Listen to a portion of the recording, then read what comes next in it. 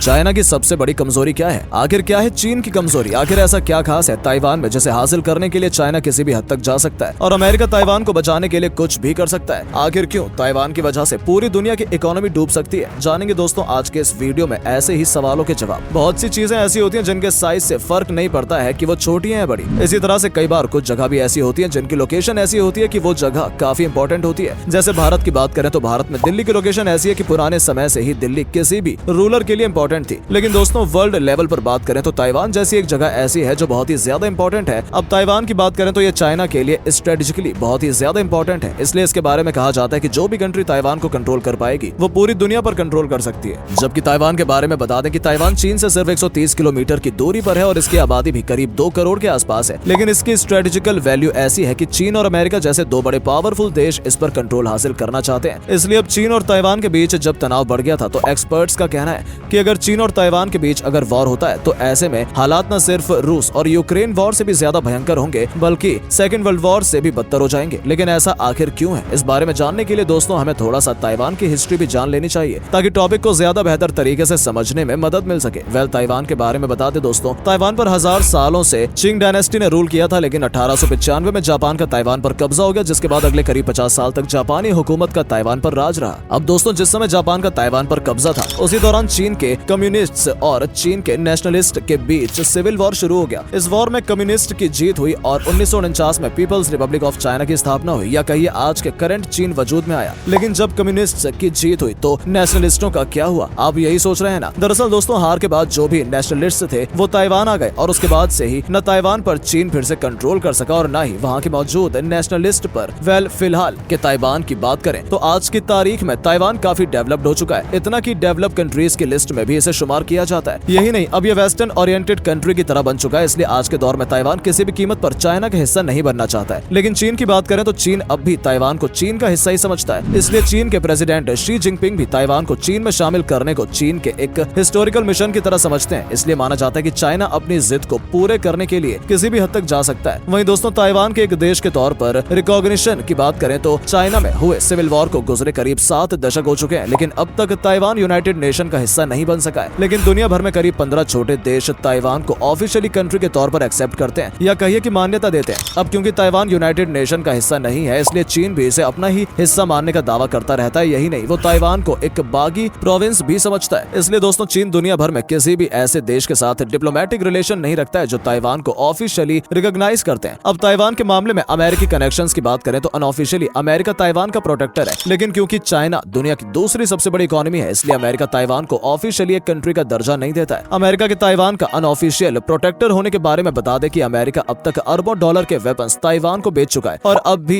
वो ताइवान को हथियार वगैरह प्रोवाइड कराता रहता है, जैसे हेलीकॉप्टर्स, फाइटर प्लेन्स, मिसाइल्स और सबमरीन्स तक शामिल हैं। यही नहीं दोस्तों, अमेरिका के समुद्री जहाज वगैरह भी ताइवान के समुद्र में क्षेत्र में महीने में एक बार जरूर पेट्रोलिंग करते हैं। इसके अलावा प्रोटेक्टर होने की बात ऐसे भी साबित होती है कि अमेरिकन प्रेसिडेंट जो बाइडेन ने भी पिछले साल कहा था कि अगर ताइवान पर चीन की तरफ से हमला किया जाता है तो अमेरिका ऐसा बिल्कुल नहीं होने देगा और हर कीमत पर ताइवान को प्रोटेक्ट करेगा। अब दोस्तों सवाल ये खड़ा होता है कि आखिर अमेरिका चीन जैसे देश से क्यों भिड़ेगा? क्योंकि चीन के पास दुनिया की सबसे बड़ी मिलिट्री फोर्स हो तो इसका जवाब ये है कि अगर चाइना के पास बड़ी फोर्स है भी तो चाइना की कुछ कमजोरियां भी हैं। जैसे चाइना के नक्शे जो ज्योग्राफिकली देखा जाए तो हम देखते हैं कि चाइना की कोस्ट लाइन 14 किलोमीटर से भी ज्यादा लंबी है, जो कि दुनिया की 10वीं सबसे बड़ी कोस्ट लाइन है। चाइना का यह हिस्सा पैसिफिक ओशियन से मिलता है। अब चाइना की इकोनॉमी और लोगों की बात करें तो चाइना की आधी से भी ज्यादा आबादी इस कोस्ट लाइन की तरफ रहती है। वहीं चाइना के हांगकांग, शंघाई और शेंगजेंग जैसे सबसे बड़े शहर भी इसी कोस्ट लाइन के एरिया में। यही इन्हें कुछ शहरों पर चीन की 50% से ज्यादा इकोनॉमी भी डिपेंड करती है। साथ ही साथ इन शहरों से ही दुनिया भर में चाइना की सप्लाई चेन कनेक्ट होती है, यानी इन्हीं शहरों और इसी कोस्ट लाइन से चाइना दुनिया भर में चीनी प्रोडक्ट्स को एक्सपोर्ट करता है। लेकिन जिन रास्तों से चीन अपनी चीजों का एक्सपोर्ट करता है उन्हीं रास्तों में बहुत से छोटे छोटे आइलैंड्स भी पड़ते हैं, जैसे जापानीज आर्किपेलगो, फिलीपींस वगैरह वगैरह। अब यहाँ दिलचस्प बात यह है कि जितने भी आइलैंड्स हैं इन पर अमेरिका का अच्छा प्रभाव है, यानी कह सकते हैं कि इन सभी की अमेरिका के साथ अच्छी खासी बनती है। इस बारे में आपको बता दें कि अमेरिका ने इन सब के बारे में पहले से ही प्लानिंग की हुई थी। उस समय जब कम्युनिस्ट पार्टी ने चीन पर जीत हासिल की थी उसी दौर में अमेरिका ने ऐसी फॉरेन पॉलिसीज प्लान की जिनके जरिए ईस्टर्न पैसिफिक ओशन और वहाँ के आइलैंड्स पर अमेरिका का प्रभाव बना रहे। अब खुद सोचिए दोस्तों, अगर चीन के साथ इस तरह की कोई भी सिचुएशन आती है जिनमें चीन और अमेरिका वॉर की सिचुएशन पर आ जाए तो अमेरिका सबसे पहले अपने समुद्री जहाजों और अपने दोस्तों की मदद से चाइना के इन्हीं रास्तों को ब्लॉक करेगा ताकि चाइना को इकोनॉमिकली नुकसान पहुंचाया जा सके। यही वजह है कि दोस्तों ताइवान इतना छोटा देश होने के बावजूद अमेरिका और चाइना के लिए बहुत ही इंपॉर्टेंट रोल प्ले कर सकता है, क्योंकि अगर चीन ताइवान पर कब्जा कर लेता है तो न सिर्फ अमेरिका के हाथ से एक इंपॉर्टेंट जैकपॉट निकल जाएगा, बल्कि हो सकता है कि आने वाले वक्त में चाइना ताइवान के बाद दूसरे छोटे छोटे आइलैंड्स पर भी कब्जा कर ले। वेल दोस्तों, इसके अलावा भी कुछ और वजह है जिनकी वजह से ताइवान की अपनी ही इंपॉर्टेंस है। आपको बता दें कि ताइवान में दुनिया की सबसे ज्यादा सेमीकंडक्टर चिप्स बनाई जाती है। आपको जानकर हैरानी होगी कि दुनिया का 65% सेमीकंडक्टर चिप्स का प्रोडक्शन ताइवान में होता है। ये चिप्स दोस्तों वही चिप्स है जिनका इस्तेमाल छोटी मोटी मशीनरीज से लेकर मिसाइलों तक में किया जाता है। चाहे मोबाइल और कंप्यूटर जैसी नॉर्मल टेक्नोलॉजी हो या मिसाइलों जैसी टेक्नोलॉजी, हर जगह पर इन चिप्स का इस्तेमाल किया जाता है। ताइवान में ये chips Taiwan semiconductor manufacturing company यानी TSMC में बनाई जाती है। यही नहीं, आप ये जानकर दंग रह जाएंगे कि अमेरिकन सेमीकंडक्टर कंपनीज इंटेल से लेकर एप्पल तक अपना चिप प्रोडक्शन TSMC से करवाता है। अब ऐसे में आप समझ सकते हैं कि अगर चीन का ताइवान पर कब्जा होता है तो अमेरिका की इंडस्ट्रियल टेक्नोलॉजी से लेकर एडवांस मिलिट्री वेपन्स तक हर तरह की टेक्नोलॉजी कॉम्प्रोमाइज हो जाएगी, और इसका नुकसान सिर्फ एक ही देश को नहीं होगा बल्कि पूरी दुनिया का होगा। लेकिन आपको एक और दिलचस्प बात बता दें कि दुनिया में सेमीकंडक्टर्स की मांग की 60% मांग यानी जरूरत चीन को है, और इसके 50% हिस्से के लिए चीन ताइवान पर डिपेंडेंट है। ऐसे में अगर चीन ताइवान पर हमला करता है तो इसका बुरा असर खुद चीन पर भी पड़ेगा, है ना दोस्तों। मजेदार बात ये तो बात रही चीन के हमला करने पर क्या होगा या अमेरिका के हमले से क्या होगा, लेकिन दोस्तों हमले की सूरत में अगर ताइवान ने चिप का प्रोडक्शन रोक दिया तब न सिर्फ अमेरिका और चीन को नुकसान उठाना पड़ेगा बल्कि पूरी दुनिया को इसका खामियाजा भुगतना पड़ेगा। तो दोस्तों ऐसे में अगर ताइवान पर हमला होता है तो हो सकता है कि दूसरे देश भी इस जंग में कूद पड़े, और ऐसा होता है तो आप समझ सकते हैं कि ये वॉर सेकंड वर्ल्ड वॉर से भी ज्यादा भयानक हो सकता है। तो दोस्तों इस वीडियो को यहीं पर समाप्त करते हैं। कैसा लगा ये वीडियो हमें कमेंट करके जरूर बताइएगा और हमारे पेज को लाइक भी कर लीजिएगा। धन्यवाद।